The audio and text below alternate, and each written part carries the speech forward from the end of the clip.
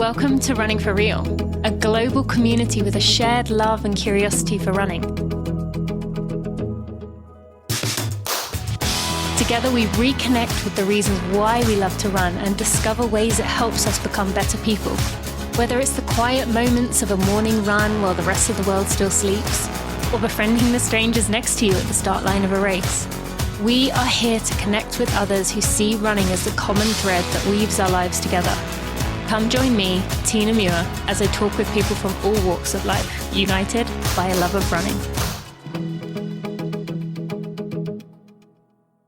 Hello, my friends. Welcome to episode 304 of the Running for Real podcast. Thank you for joining me today. I'm excited that you are here and excited to introduce you to my guest today. My guest today, Jess Stenson, also known as Jess Trengove from her former maiden name. She was a 2012 and 2016 Olympian in the marathon. She was a physiotherapist. She was a Pilates instructor. She's a 2014 and 2018 Commonwealth Games bronze medalist, has times of 2:28, including finishing 9th at the 2017 IAAF World Championship in the marathon. Very, very impressive results. But today we're going to go into some deeper stuff, just about how her sense of self, how her identity has changed over the years and what running means to her now, not only after becoming a parent, but also after COVID, how that has really impacted us and affected things. So I really think this was a nice, enjoyable conversation with someone who was prepared to go into those deeper topics when many elites aren't prepared to do so. So I really enjoyed this, and I think you are going to too. So let's go meet Jess Stenson. Thank you to Athletic Greens for sponsoring this episode of the Running for Real podcast. Athletic Greens, as if I haven't made it already clear, is a critical piece of my daily life. It is the first thing I do when I wake up is go get myself Athletic Greens. And even when I'm traveling, those travel packs come in really handy because they mean I can get up wherever I am in the world or in the US, take my AG and get on with my day knowing that whatever my diet looks like that day doesn't matter because I've got my insurance policy through Athletic Greens. So AG1 is made from the highest quality ingredients in accordance with the strictest standards, and it's been obsessively improved based on the latest science. So they've used the latest science to select the most effective and bioavailable form of every single ingredient in AG1 to deliver the highest possible quality and value. Now that's 75 vitamins, minerals, and whole food source ingredients in every scoop. It is NSF certified, and they've made 52 iterations to this to just keep getting it right. Now, every AG1 scoop is like 9 health products in one. It's going to give you the equivalent of a multivitamin, minerals, probiotics, and more. So if you find yourself taking pill after pill after pill, this is one way to solve that. You can take everything in one go, except the vitamin D does not come in AG1, but you get a 1-year free supply when you sign up using my link, which I'll tell you about in just a second. So 1 scoop or a travel packet in 8 ounces of water, although I personally like 12, every day, and that's it. That's better than pills, that's better than capsules. This is optimized for everyone, and it is just been a life changer for me. I really cannot speak highly enough about Athletic Greens. It's not just me either. Lewis Hamilton takes it, Tim Ferriss, Michael Gervais. There is just an endless list of people who are absolutely loving this product and see it in the same way that I do. And you will too. The amount of people who sign up for this and then say to me, I totally get it. I am addicted to this stuff. You will see why. So you can go to athleticgreens.com/Tina to get a 1-year free supply of vitamin D3 and K2. And you'll also get some free travel packs with that. Go to athleticgreens.com/Tina.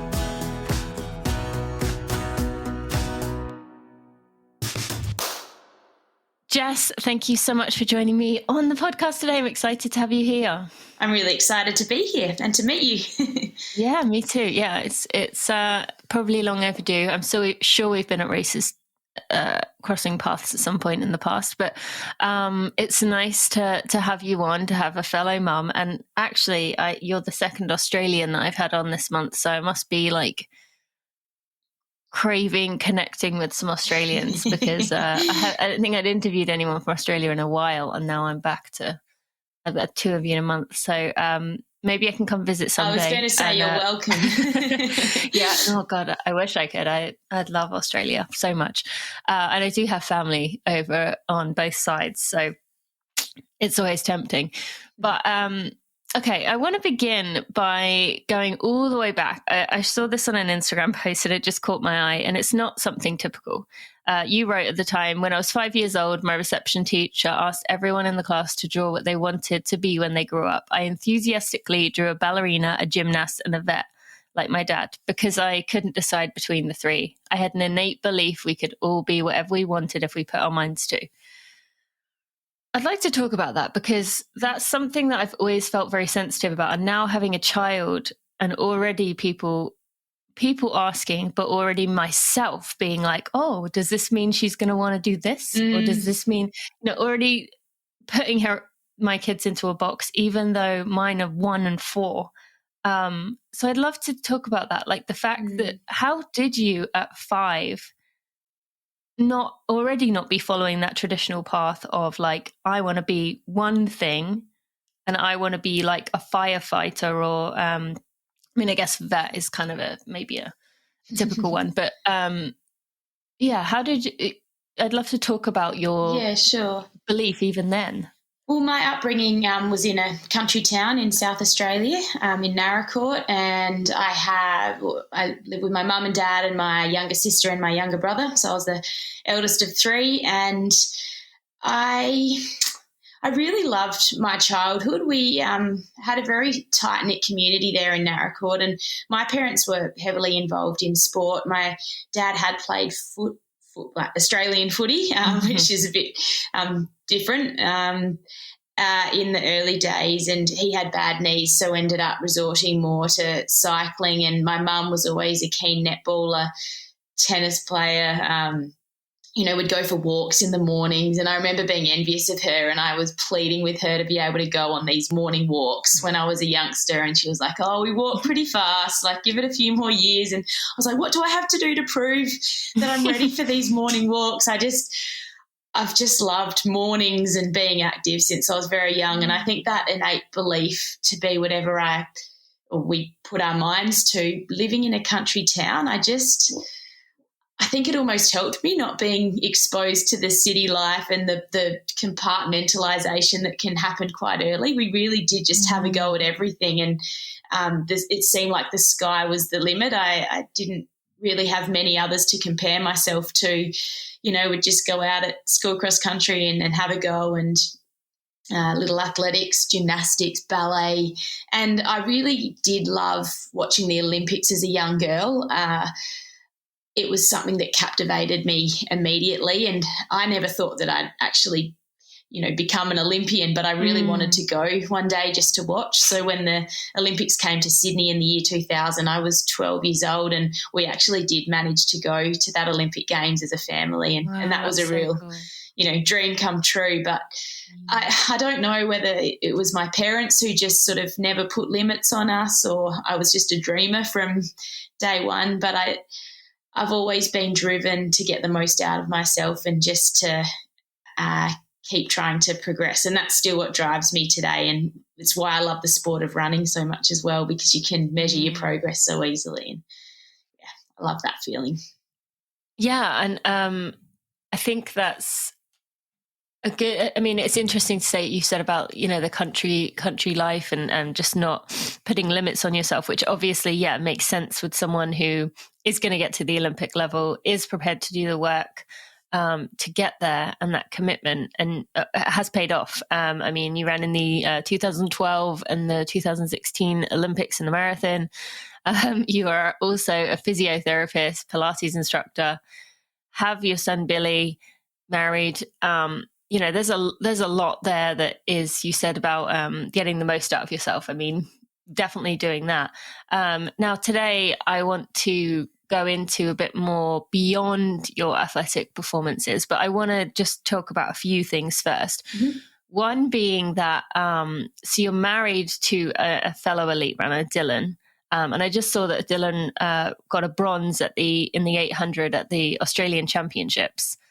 I'd love to know a little bit about how that dynamic works, because an elite athlete lifestyle is typically pretty like one-sided. Like the person with the dream does all this stuff, and then the spouse has to kind of go along with their plans. How do you two navigate that, especially adding Billy into the mix? Yeah, a lot of communication. And I think that that's what I love about our relationship, is we really respect each other's goals, because we're both in it and aspiring, to reach similar levels with our running. So when the other person says they need to make particular lifestyle choices or do this in training, we don't resent it, because we understand that's what it takes. So we met in 2014, funnily enough, at the Adelaide's City Bay Fun Run. It's this 12K Adelaide's kind of key running event each year. And Dylan hadn't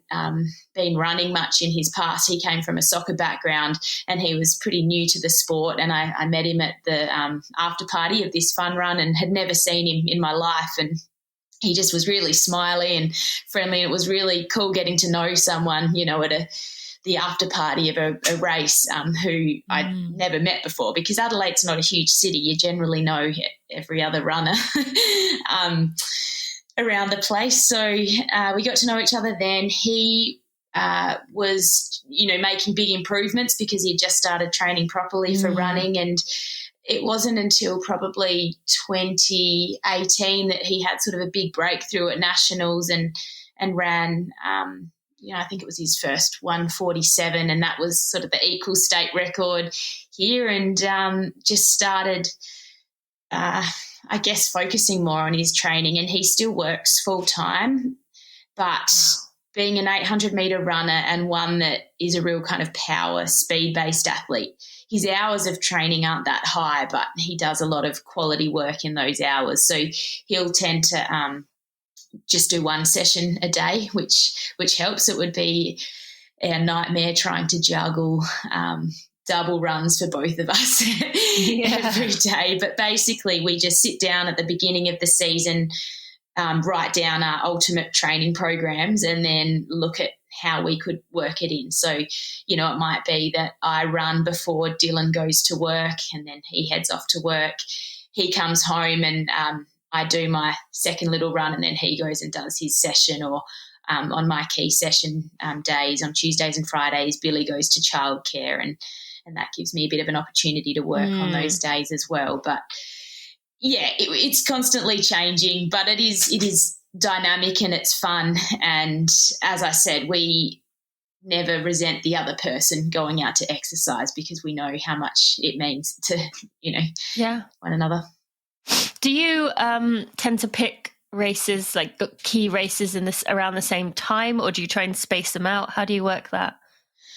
So because he's an 800-metre runner and, tends to compete heavily between, it's November to April really, but he doesn't often fire up until more like February. It's sort of that February, March, April period, whereas my races tend to be in either April or September or October. If there's a major, it might be that I have a race in the middle of the year. But our seasons and key races have kind of worked out nicely in that one of us is taking running more seriously at one particular time, so the other person can support and do more of the heavy lifting.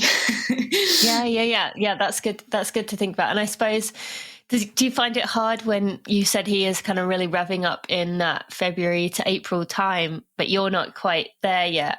Like you're, getting to that really fatigued time. Does that help you to stay motivated of like, this is why I'm doing it, the race feeling? Or is it like, oh, I want my race to be here already?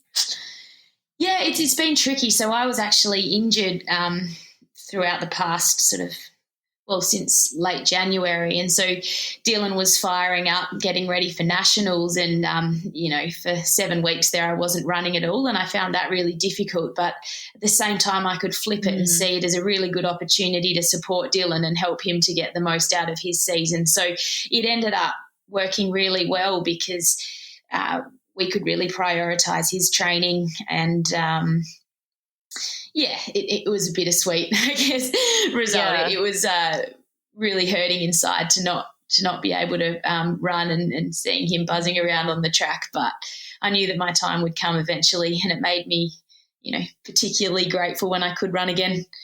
Yeah.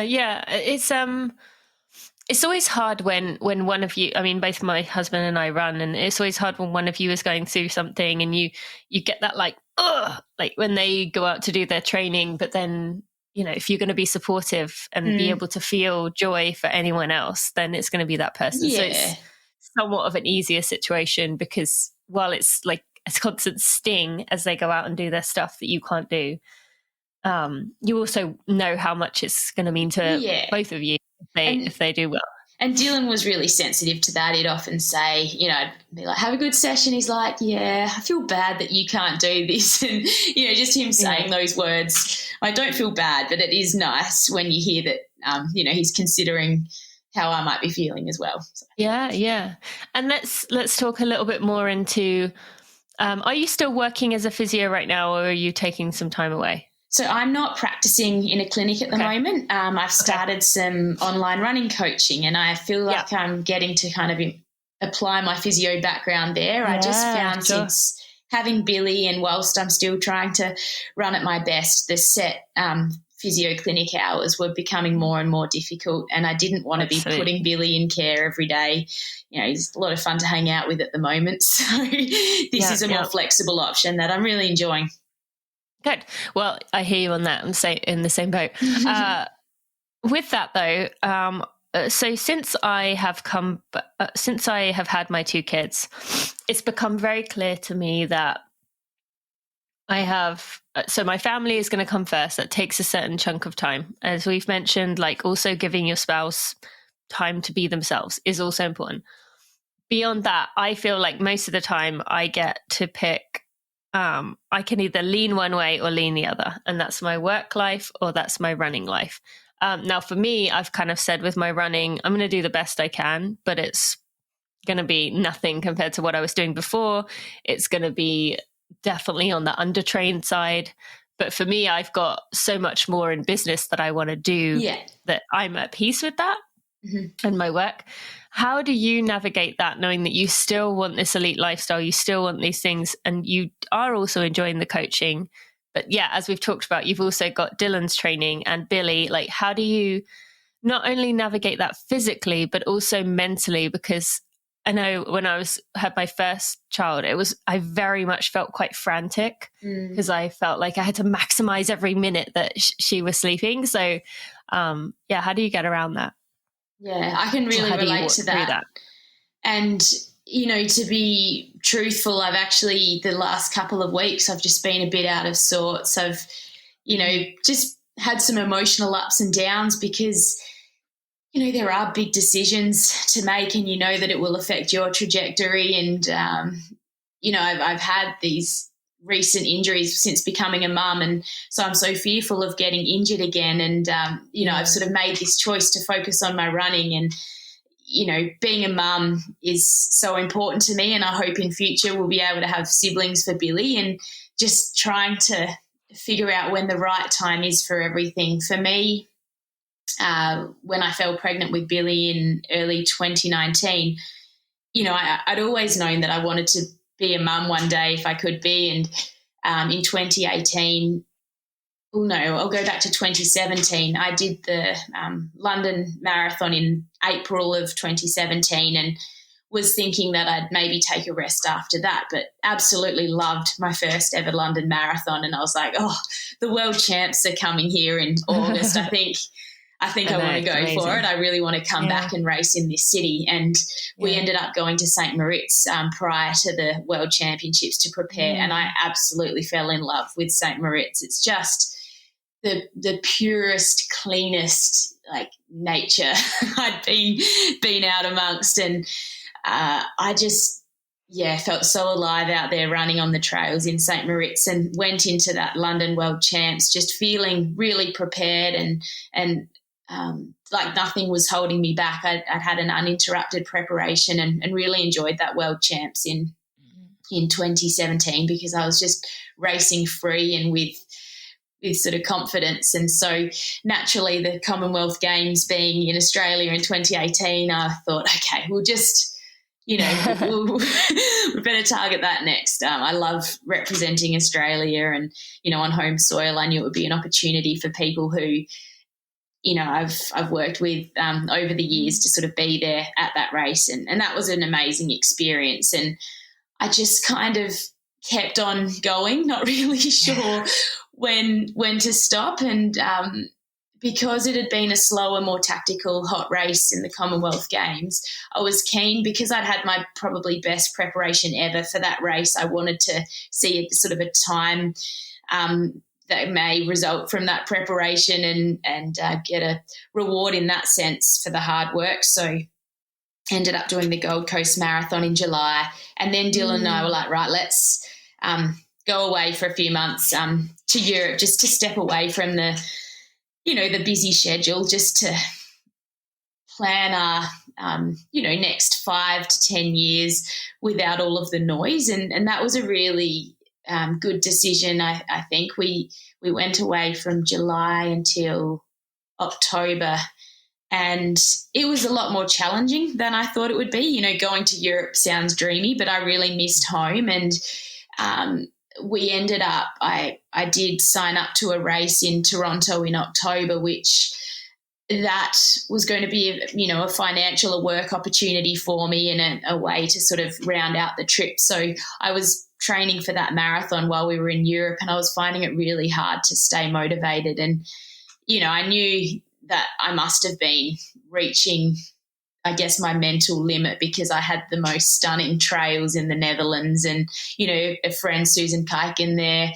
Our training didn't match up a lot, but we did some sessions together. And when I wasn't able to keep myself motivated easily with that sort of scenery, I knew that it was time to, have a rest from running. So we kept building towards this Toronto Marathon, and I went there and I almost just felt at peace, because I knew that after this marathon I was going to have a rest, and that we were going to try for a baby. And so I was so mentally just, free out there that I did end up running a personal best. And I think that was a credit to the fitness I developed throughout the year, and just there was no pressure on me. And it was a really interesting way to go into that next phase of life, having sort of run a PB, thinking, I feel like I've still got more to give in this sport. We're going to try and have a baby, and I've got to accept that I might not get back into it. Things can happen during pregnancy and childbirth,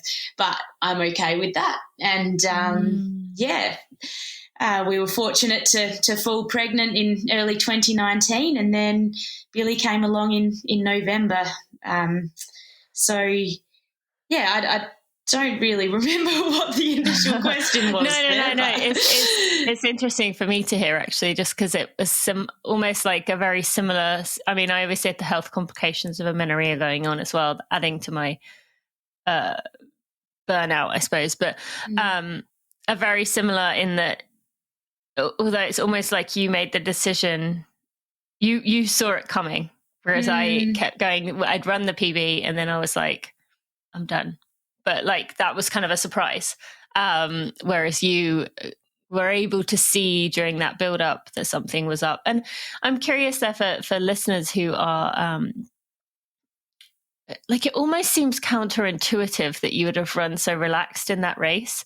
I feel like many runners would have been like, oh, this is it. I better give this all I've got. I need to make the most of this opportunity, because then who knows what will happen. Like, how were you able to keep that, like with anything, when we know we've got like one more chance, we tend to overdo it. How did you keep relaxed there? I think because the Gold Coast Marathon in July, I had run a personal best time there, and I was happy with that result. And this Toronto Marathon was just sort of a bit of icing on the cake and a bonus. Okay. And I realised that I'd sort of made a decision with my head and not my heart for that one. So I was kind of going into the race without that drive or the reason to be racing. Every marathon I run, there's a real reason and a kind of a thing that drives me towards that race. And Toronto, I ended up just going in, thinking let's have a bit of fun with it. And it just turned out that there was a fellow Australian, Sean Crichton, who was a gun 3,000 metre steeplechase runner back in his day, and now he's in his 50s and, runs marathons, and he does very well. And, he was in the race, and I happened to, 100 metres in, be beside him. And I remember that just immediately relaxed me, and we exchanged a few words. And then there was just this pack of guys rolling along. It was one of those races where things just sort of worked out. And I remember thinking in the later stages, like, I give this everything you've got, because I'm not going to be doing one for a while if all goes to plan. And, I could have easily crossed the line and thought, maybe let's just do another one. But I had to just stick to my guns and remember, where my values were and what my priorities were. And then, parenthood has just brought in these new feelings and this new energy for running that I didn't even realize how much running meant to me until I didn't have it for a while. So that's been really nice. And I knew pretty soon after giving birth that I was keen to get back into running in some shape or form. And again, it was that sense of, I guess, improvement and progress that I loved. And, when you're getting back to a base of running 6 minutes per kilometre or whatever it was when I was coming back, you feel like you're making quite a lot of improvement each week again, which is really motivating.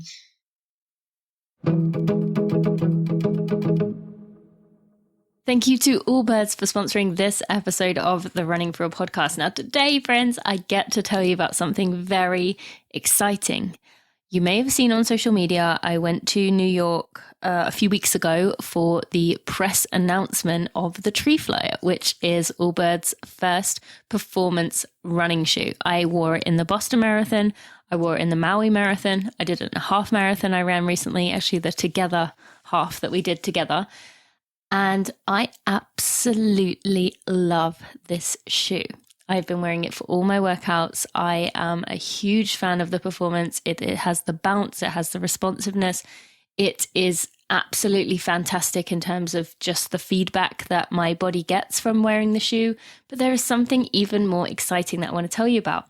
The midsole is made from a planet-friendly blend of natural and recycled materials, which they have named Swift Foam. It's lightweight, it adds a welcome spring to every step, and it's also big on cushion and comfort. So even the toughest runs are easier on your body.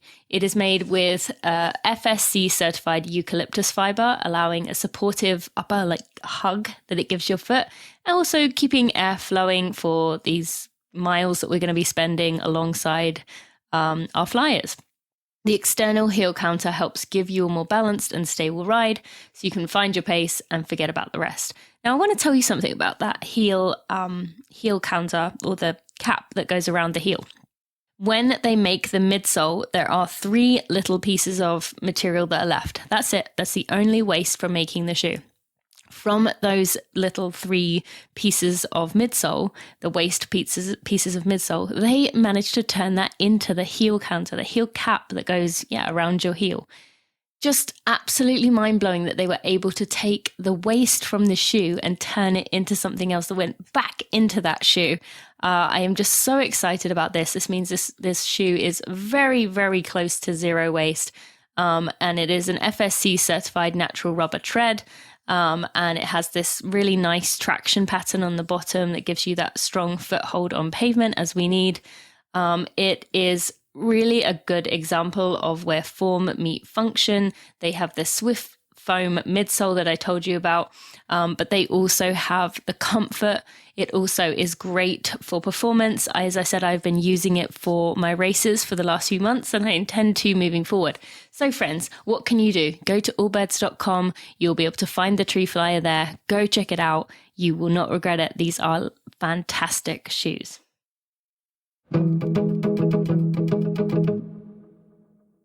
Okay, so then, getting back to that question that I did ask, it was more about not that was really interesting to hear, but I was asking about just handling your time when time is limited and you've essentially got 4 components here, like that you're trying to navigate around. Like, yeah, and I was saying about feeling frantic. Like, how do you handle that while also being graceful towards yourself? Because a highly stressed, like on edge person, you're wasting energy by doing that, which could be going towards your training. So so that's right. So where I was going with that story, after giving birth, I intended to get back into physiotherapy clinical work, and then it was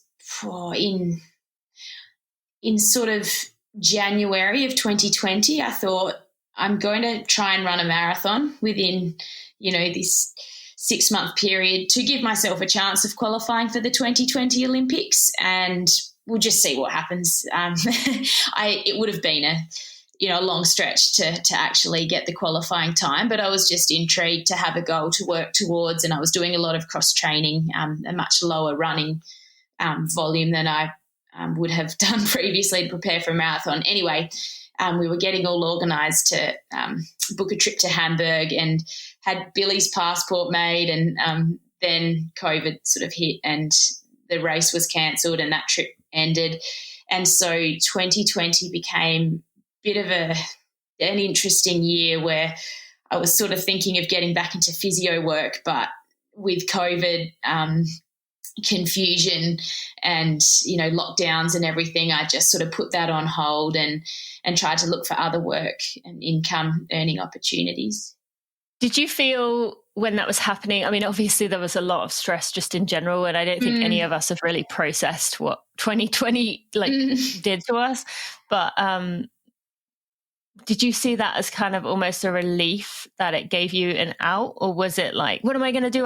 This is all I've learned. This is my career, or part of my career. Well, part of me thought, well, this gives me a proper window of opportunity to prepare for a marathon now. So I straight away started thinking of, okay, how can I actually build up properly now and realistically try and qualify for the games? And in early 2021, it was still proving a challenge to find marathons. And so Athletics Australia was actually, they put one on in, I think it was late April here in Australia, and I was preparing for that one. But in early 2021, my dad was diagnosed with cancer. He had an osteosarcoma, which was a really traumatic experience for us all. Unfortunately, he's doing really well, and he's finished his treatment now, and his first sort of follow-up scan was a great result. But that just rocked my world. I was,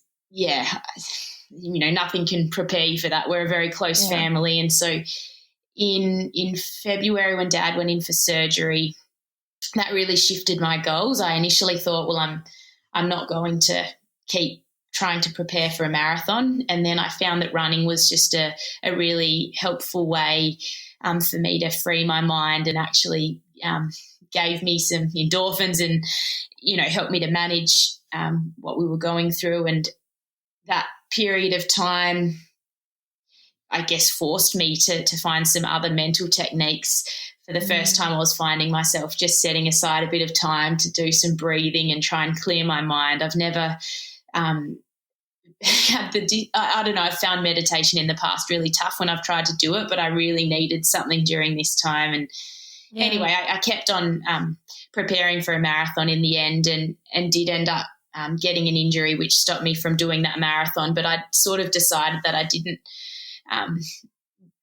that goal of trying to make the Olympics wasn't really at the front of my mind anymore. In fact, I was a bit anxious about the idea of potentially traveling anywhere. I just wanted to be around my family. Sure. So 2021 was, a different year as well. My dad was an inpatient for a lot of his treatment, so I would go in and hang out with him, with Billy, and again, I was just trying to find other opportunities to earn an income in the way of public speaking. We have a great program here, the Olympics Unleashed program, where the Australian Olympic Committee actually pays athletes to go and, speak at schools and encourage kids to be active and lead healthy lifestyles. So I was just making the most of all of those opportunities again, so I could have this flexible lifestyle.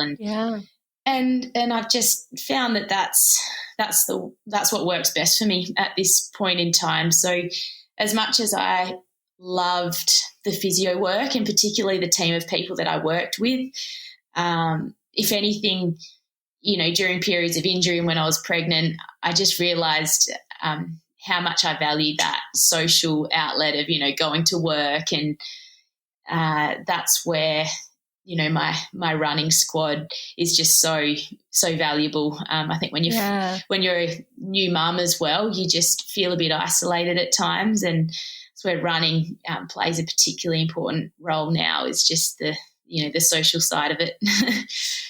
Yeah. That's very interesting for an elite athlete to say. I mean, there are many athletes, runners that train as a group together, but typically it's a pretty solo endeavor. It's a pretty just going out there on your own, getting your training done, coming back, talking to those support people, but not really what you mentioned there. So I'd love to hear about a bit more about that, because that's just not something, maybe even how you think it could benefit elite athletes to be a bit more social. I'm not saying going out drinking till 4 a.m., but like having that social component. Yeah, talk to us about that. Yeah, so my squad, we meet up on Tuesdays and Fridays and Sundays for the key sessions and the Sunday long run, but generally a couple of us will try to meet up for some of the jogs during the week as well. And we just, I think, so I've been working with my coach, Adam Diddick, since 2008. So that's a number of years, 13 or so years that we've been working together for now. And the squad has just built up over the years, and we've kind of got this core group now that have been with Adam under his guidance for, over 6 years. And so we've become really close, and we just can talk about anything and everything. And when you've got, running events going on around the world, every run there's something new to talk about in terms of, a result that's just, occurred overseas. And we're all juggling different, a lot of them are younger than me, actually. Some are juggling their uni commitments. Some have just started new roles as teachers. There are a number of physios actually in the group, and none of the others at the moment have kids, but they're also, very cute with Billy, and I look forward to hopefully supporting some of them through parenthood down the track. Yeah. And it's a nice thing we've got, and just that, tradition of going out for coffee after a Sunday long run, and, we can sit for hours at a cafe. Just, I don't even know what we talk about half the time. On the weekend we're talking about, podcasts that we've listened to, and it's good fun. Do you think that would make, if elite athletes, I mean, obviously there is that, correct me if I'm wrong, but I feel like, at least personally for me, I should only really speak to myself. When I was coming out of being like a teenage athlete, had done everything on my own, I found it really tough to be around other people all of a sudden, because it was just like hard, immature, hard to view them not as competition and not be racing them, or like just, that said, it obviously benefits athletes to run together and to like level up each other. But do you think once you get past that point of where everyone stops competing against one another, it's not like a catty situation where everyone is just like, really insecure and so taking it out on other people? Do you feel like it potentially sustains the life of the athlete and promotes that sustainability over time because of overcoming that and realizing, oh, wow, actually, when we work together as a pack, we are better? Or do you think it's a case of just you need to create the right culture from the start?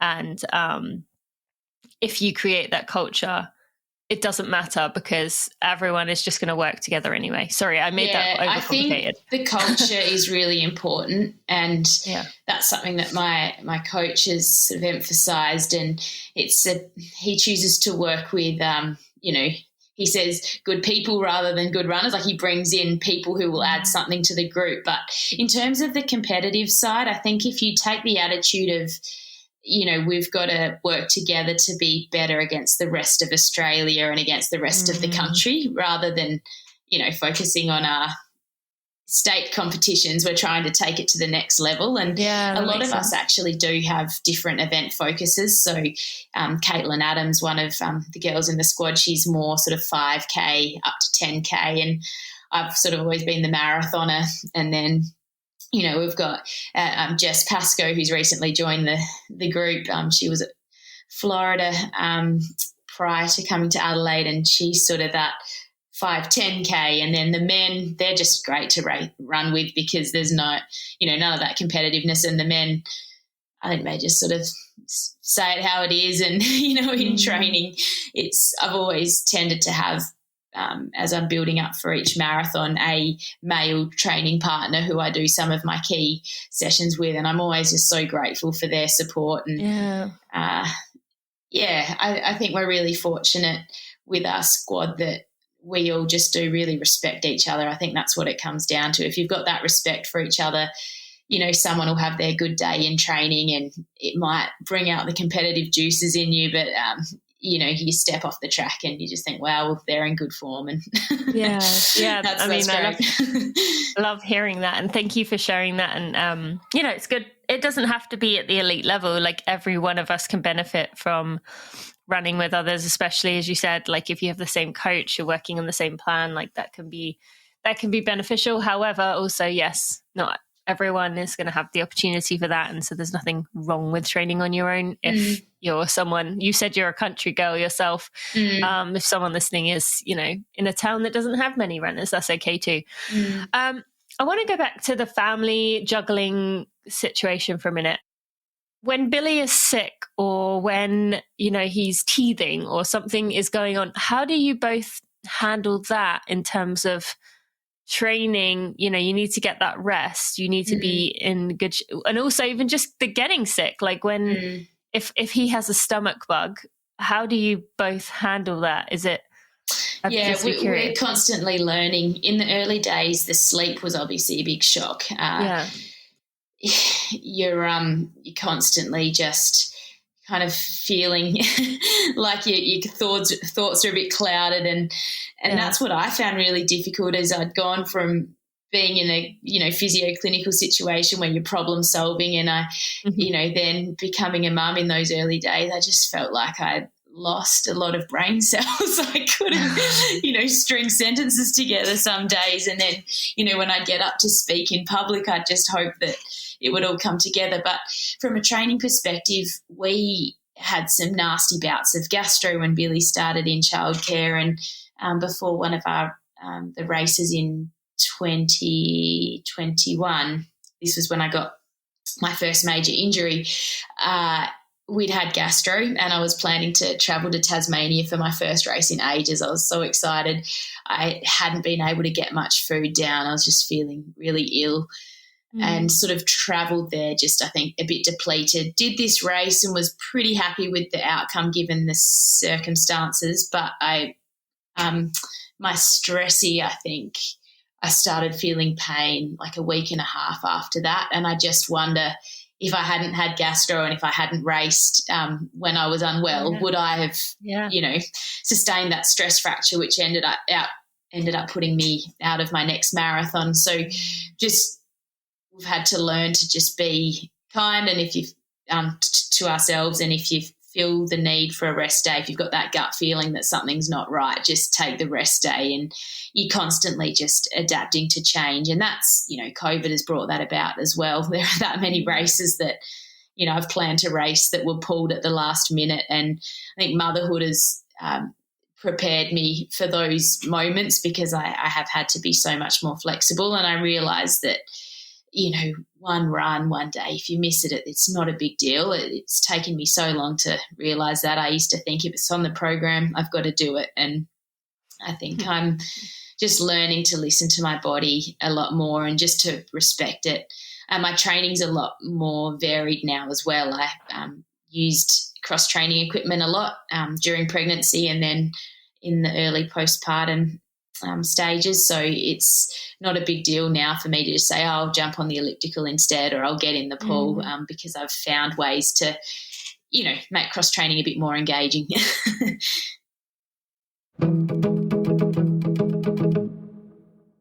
Thank you to InsideTracker for sponsoring this episode of the Running for Real podcast. I've been talking about InsideTracker for many years now because I use it often. I love getting my check-ins. I am coming up on 15 times I've had it tested, even though, as I've mentioned before, I really hate needles. Yeah, it is worth it to go get it done, to check what's going on the inside. And InsideTracker was founded by leading scientists in aging, genetics, and biometric data. They give you this ultra-personalized performance platform that is like no other. They use a patented algorithm to analyze your body's data and provide you with a clear picture of what's going on the inside. Often we feel like something is up, we feel like we are a little off, and we can't quite put our finger on what it is. How could we? InsideTracker is going to allow you to see what that is, offer you a science-backed recommendation for positive diet and lifestyle changes to get that area, whatever it is, whatever it finds, optimized and under control. And then they'll give you a concrete action plan and track your progress towards reaching your goals each and every day, every step of the way. Now, my friends, you as a Running for Real listener can get 25% off everything at InsideTracker. And you can go to InsideTracker.com/Tina. They will give you the paperwork to go get yourself tested at any Quest facility, and they are all over the US. You'll fill out a bit of personal information. They'll give you that analysis and recommendations. You'll be able to take steps to make the changes customized based on your lifestyle and then track your progress. It is as simple as that. I love using it. I know you will too. Go to InsideTracker.com/Tina. With the mental side of all this, motherhood tends to bring, or parenthood tends to bring setbacks because of that. A kid gets sick or, it's, I don't suppose you have problems with ice, but maybe it's, he needs to be picked up from school early and the only time to do your session is in the middle of the day in the summer or something. Things happen, you've just mentioned that, injuries. How is your mental approach, your mental state towards goals and towards your training changed since becoming a parent, but also since COVID? Well, I think as I sort of said, running, the role it plays in my life now, I'll start by saying as a mum, I think it's really helped my physical and my mental well-being to continue running. I think I feel like I can be a much better mum and a friend and a wife and whatnot if I'm doing some form of exercise. And I just love that opportunity to have some time to just be out amongst nature. And, if I'm not running with my group, I'm often listening to a good podcast, which is something that I've only started doing over the last couple of years. And I come back and I feel ready to take on the day. And I just know that it's so important that I continue running, and if I have a big goal and, something changes and I can't run for that day, I don't know, I seem more relaxed about it because running isn't my only, it's not what defines me, I guess. I'm a mum and I've got these other things going on with my coaching now and, the speaking, and it just, I don't know, maybe it was my dad's illness as well. I just have a broader perspective on life and it just, it doesn't bother me like it perhaps would have 3 or 4 years ago. I think that's helpful to share. And I think I hope we've all learned a little version of that COVID taught us, that it can all be taken away. And also we can survive without it. Many of us had been in this cycle for so many years of just train, race, rest, train, race, rest. And even whether you're elite or not, there was a lot of the running community that was solely reliant on races and having to find a reason beyond the goals of a race to actually get you out there and keep you going. I think too, it's been a challenge for all of us, like reassuring yourself that what the work you've done is not lost. I always just think of running training as just building the layers and in 2021 when I had that stress fracture and couldn't do the marathon in April, I switched my focus to the Gold Coast in July, and on the week of the race, that race was cancelled because of COVID. So then I sort of switched my attention to the Perth Marathon, which, people had said, the course, isn't ideal and whatnot. But I thought I just want to sign up to a race in Australia and we'll see how it goes. And that ended up being such an amazing race experience. And I would never have had that if it hadn't been for those setbacks. So often, something happens and you look back at the series of events that led to that and you think, well, it all sort of happened for a reason. And, this was a great outcome. So, yes, no, I appreciate that. And that's a good lesson for us all. Now, I want to go off in two little tangents here. One being that the reason we connected recently in the first place was around, I can't even remember what I said, but something about Earth Day, something about environment, or I can't remember what it was you were responding to. But, we said about talking about this more, and you said about you wanted to always learn more on how you can sustain and support the natural world we live in. I would love to hear for you as an athlete, I've talked about climate guilt a lot, about how we all have these kind of almost like 5 stages of denial that we go through as we come to accept the situation that we are in. How has that been impacted by your running, knowing that you're living this career that, yes, takes you to travel, but also maybe is a simpler life than others live, which is a good. And then how has it changed since Billy came along, seeing this person that's going to grow up into this world? Yeah, I think I have much more of an emotional attachment to it now that I'm a mum. I don't know why, whether it was growing up in the country and sort of going out on call with my dad and, out with the cattle and the sheep. And we used to go on a lot of, family bike rides and little camping trips in the pine forest. I developed this love for nature and the outdoors. And, that was what I guess drew me towards cross-country running as well. Yeah. And my uncle lived in Brazil for a while, and I remember him sending us pictures from the Amazon rainforest when I was young. And I just became really attached to that and the idea that this deforestation was going on and the animals were losing their natural habitat, and that really concerned me. And then in year 12 for my art project, I did this huge, pastel series of, forest progressively being chopped down and the effect it had on sort of the animals. And so that's always been, something that I've felt passionate about, and I've always loved animals. And then, as a runner, I think you just see the beauty in a way that some others don't perhaps get to appreciate it. You go traveling anywhere in the world and you can find these little pockets of, paradise that no one else has perhaps seen.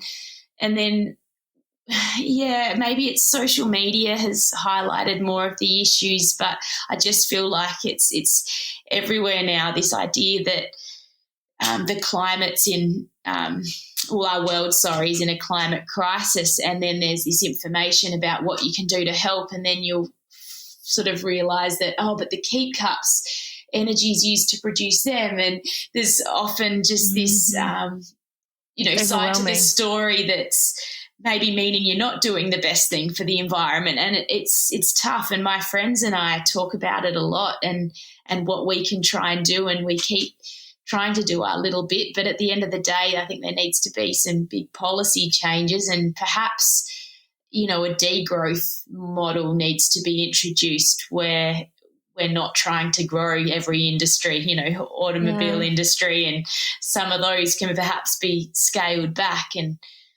I think South Australia is doing really well in terms of their renewables, but we don't have a great public transport system here. So a lot of us drive cars, and a lot of households have multiple cars, and you just look at those sorts of things and think there needs to be some sort of, change at a higher level to...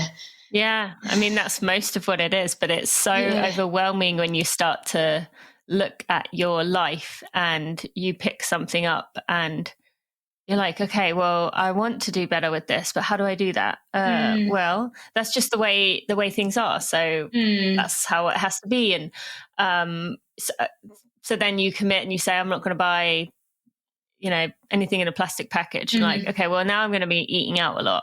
And that costs a lot more than it does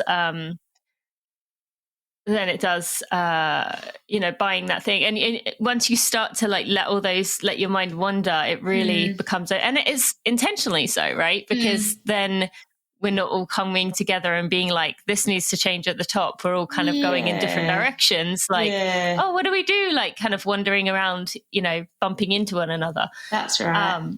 And I really like your account, the way you just break it down and give some really tangible, things that we can focus on. I think that I commented on one where you gave maybe a list of things that we can do, and it gets you thinking. It's good. Yeah. I think so many of us do feel passionate about it, but it's just that the messages are so inconsistent and confusing. Yeah, absolutely. And that's that's part of, again, the purpose is those powers at the top want us to feel confused and want us to feel like, well, what's the point? I'm one person. I have no power to change. And so, yeah, I mean, as I always say, talking about it is like the biggest thing, but it just meant a lot to me to see that from you, knowing that, you have a platform, you have a voice, you have people who really listen to you, and just us even talking about this right now, like, like maybe I did with you, other people did with you, your friends do. It's just that little constant, like, nagging feeling that makes you just look at the world differently. And then, when you get some kind of, I can do this. Okay, now I've got somewhere to channel that energy. Because it's almost like it's almost like we are running and we're training. I'm making this up as I go along. We're training for something, but we don't know what it is. Yeah. And so we're kind of like, well, maybe I'll do a bit of this, but maybe I'll do a bit of that. Scattered. And like just kind of all over. Yeah. But then like as time goes on and someone's like, well, actually you're really quite good at like holding a pace. Oh, okay. Well, maybe I'll go more this way. Yeah. Actually you're, you're getting much better with your fueling. Okay. I'll add that in there. So, I just, the more I see people, especially people with platforms, talking about this, the more I just think it continues to help. So thank you for being willing to do so. And I know it feels uncomfortable, and the biggest thing people say to me is that I don't feel qualified. I don't feel like I know enough. I'm not a scientist to know what to say. But even just, talking to amongst friends and little things we can do is helpful. I was just going to say, no, thank you. I saw Molly was involved in a campaign, and she put a little video up the other day, and it was talking about how humans can push their limits and get everything out of themselves. But the world is different. Like, we can't push the world's limits, and that's what we're trying to do. And even just sort of seeing that was, was good. There are a number of sort of athletes involved in this campaign. But again, you sort of come away like, okay, what can I do? Well, and athletes are driven. I'm finishing up a book right now about sustainability and running, and one of our chapters is called like Runners Get Things Done, because we do. And so, how come, hopefully Zoe and I are going to channel people into how can we use that like runner, like drive to get stuff done to actually change those policy things at our own local levels. So thank you for that. Final thing I want to mention, Rundies. So you tell us about like, you came up with this, or you co-founded this, company of running underwear, but like why did that come about? Where did it come from? So in 2015, I was actually living in the city of Melbourne for a year, and my brother was playing Aussie rules football over there, and Dylan was still living back in Adelaide. And I was saying to Dylan that I'd had these favourite pairs of running underwear that I'd actually purchased in the US, a couple of years earlier, and I needed to replace them, and I just couldn't find that same cut and fabric anywhere. And I was really frustrated because, we are pretty particular about everything we wear as runners. And so, and then I was chatting to my brother, and he was wearing Speedos, like bathers, during his football games. And I was like, that's ridiculous. You mean there aren't sort of specific jocks that the players want to wear? They're wearing bathers I guess it's because they're playing in the winter, they're in the mud and wet conditions. And so the three of us sort of put our heads together and thought, well, let's design underwear, one for men that addresses the different needs of, running and AFL, and then I'll try and create something that sort of brings out the qualities that I loved in those previous pairs that I was talking about. And I think my husband, he's an engineer by trade, but he's sort of manages projects. So he was really good immediately, sort of his strengths in communicating and finding manufacturers and drawing up specific measurements and dimensions and talking materials. That was where, he sort of played a key role. And then I enjoyed reaching out to like Running Mums Australia and some running groups and getting their feedback, and then starting to do more of the creative side of things. And then my brother's sort of in the financial industry and business. And so we just sort of our strengths complemented each other's, and Rundies was born. So we kind of can't really remember who came up with the name. We all sort of feel like we simultaneously came up with that. But it's just been ticking away in the background. The whole reason we wanted to start this business was to be able to give back to the running world, and we hoped to be able to grow it to a point where we could sponsor some athletes and maybe support events. And, we've been able to donate pairs to charities and support a few local athletes with flights here and there and product. But that's so cool. We've got our other sort of income or work that we're relying on, and so this is just a hobby on the side still. We haven't made this income earning job, but we're sort of in discussions at the moment about where we want to go with it. So we might continue to grow it, or we might just sort of let it be this little thing. We're still trying to work that out, but it's been fun. Okay, and I can put a link in the show notes if anyone wants to check that out. Sure. Thank you. Okay. All right. Jess, is there anything else you want to share with the listeners? Oh, nothing that comes to mind. It's been a really nice chat, and I love listening to your podcast. Thank you. I remember listening to an interview with Lucy Bartholomew a while back, and that was a great one. And I just think what you're doing is fantastic. So thank you. That's so sweet. Well, thank you for all that you've done. Thank you for sharing with us today. You've obviously got some incredible accolades and achievements to your name, but it's so nice to hear that you see yourself as more than just those medals or those numbers. So I've enjoyed getting to know you, and look forward to following along in the return. Keep up the good work. You're doing awesome. Thanks, Tina. Hi friends, just a quick message to say a big thank you to the Running for Real team.